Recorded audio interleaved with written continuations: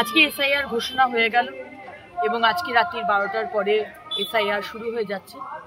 আরও 11টি রাজ্যের সঙ্গে সঙ্গে পশ্চিমবঙ্গেও 12 নম্বর রাজ্য এসআইআর শুরু হয়ে যাচ্ছে এবং ইলেকশন কমিশন খুব পরিষ্কারভাবে বলে দিয়েছে যে কারুর বৈধ ভোটার কারুর নাম যেন কাটা না যায়, সেরকমই অবৈধ কোনো ভোটারের নাম যেন ভোটার লিস্টে না থাকে।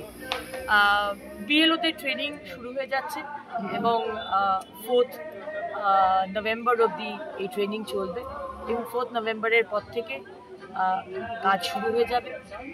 আশা করব প্রশাসন এবং মমতা ব্যানার্জির সরকার, যদিও বা বলছেন যে একটা নামও যদি বাদ যায়, উনি নাকি বলেছিলেন আগুন জ্বালিয়ে দেবেন, কিন্তু উনি একবারও বলেননি যে একটা নাম যদি রয়ে যায় রোহিঙ্গা বা বাংলাদেশি মুসলমানদের, তাহলে কিন্তু উনি আগুন লাগিয়ে দেবেন, সেটা কিন্তু একবারও বলেননি।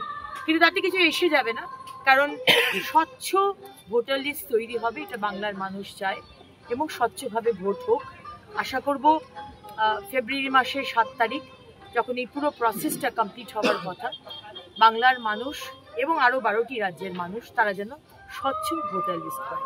অনেক অনেক ধন্যবাদ ইলেকশন কমিশন।